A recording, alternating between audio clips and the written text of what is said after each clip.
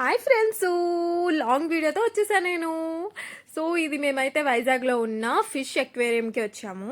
కొన్ని months back వెళ్ళాం. Late post enter అవ్వగానే ఇలా 2 సైడ్స్ ఉన్నాయన్నమాట ఫిషెస్. మనం అలాగా లెఫ్ట్ సైడ్ రైట్ సైడ్ చూసుకుంటే నేను ఫస్ట్ వీటిని చూసి నార్మల్గా అరేంజ్ చేసిన ఫిషెస్ ఏమో కదలకుండా ఉంటాయి అనుకున్నాను. కదిలే వరకు తెలియలేదు ఈ ఒరిజినల్ ఫిషెస్ అని. నాకైతే నీలి రంగు ఆకాశంలో రంగురంగు చిక్కలు అనిపించినాయి.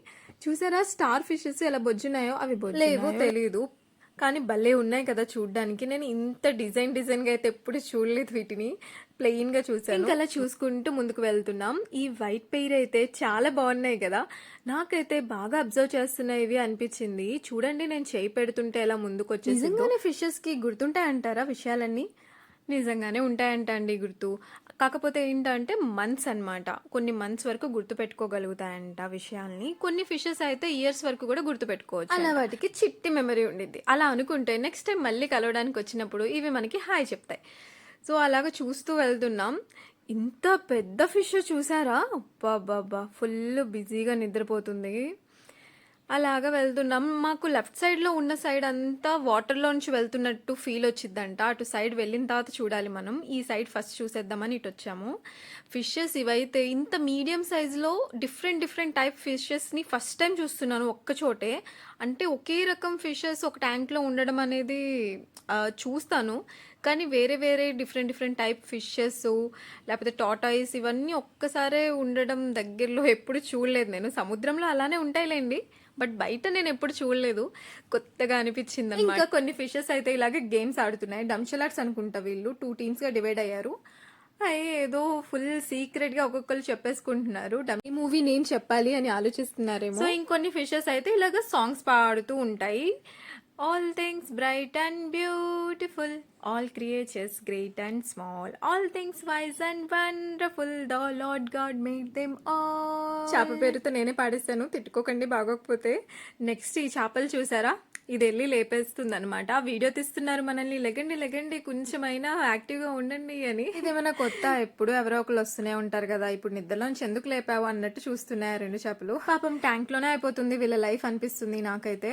సో ఎంటర్ అయిపోతున్నాం. ఇదే నేను చెప్పేది, అండర్ గ్రౌండ్ లో ఉంటున్నట్టు ఉండిద్ది అనమాట. వాటర్ లో అంత ఫీల్ రాకపోవచ్చు, లోపల ఏదో ఉన్నాం వాటర్ లో అన్నట్టు. కాకపోతే మన మైండ్ లో మనం ఉన్నాము వాటర్ లో అండర్ గ్రౌండ్ లో అన్నట్టు అలా ఉంచుకుంటే కనుక సో అలాగ కొంచెం థ్రిల్ అవ్వచ్చు.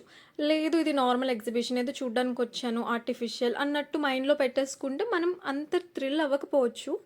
సో నేనైతే మాత్రం అలా సముద్రంలో వెళ్తుంటే పడవ మునిగిపోయింది, నాకు అలాగా ఒక చేప వచ్చి పవర్ ఇచ్చింది, సముద్రంలో నేను ఊపిరి పీల్చుకుంటూ తిరుగుతున్నాను సముద్రాన్ని చూస్తూ అన్నట్టు ఇమాజినేషన్ చేసుకుంటున్నాను. కొంచెం ఎక్కువే, బట్ నేనంతే కొంచెం ఎక్కువ ఇమాజినేషన్లో ఉంటానండి. చూసారా ఎంత బాగుందో ఇలా చూస్తుంటే లోపల నుంచి. నేనైతే ఫస్ట్ టైం ఇలా అండర్ గ్రౌండ్ వాటర్ టైప్లో రావడం. ఇలాంటి ఎగ్జిబిషన్స్ ఎప్పుడు ఉంటాయంట, కానీ నేనైతే ఎప్పుడు చూడలేదు. మా ఫ్రెండ్స్తో చెప్తున్నప్పుడు వాళ్ళైతే చూసామనే చెప్పారు మ్యాక్సిమం. నేను ఎప్పుడు చూడలేదండి, ఫస్ట్ టైం చూస్తున్నాను. సో చాలా థ్రిల్గా ఉంది. పైగా నేను చెప్పాను కదా విపరీతమైన ఇమాజినేషన్ ఉండిద్ది. సో ఇంకా థ్రిల్ అయిపోతూ ఉంటా. ఈ క్రియేచర్స్ చూసారా భలే ఉన్నాయి కదా, ఇంత మంచి డిజైన్స్గా. దేవుడు బెస్ట్ క్రియేటర్ అండి. ఆయన ఎంత మంచిగా క్రియేట్ చేస్తారంటే ఫిషెస్లోనే ఎన్నో వేల లక్షల రకాలు ఉన్నాయి. అలా చెప్పుకుంటూ వెళ్తే జంతువులు, పక్షులు, అబ్బా ఎన్ని ఉంటాయి.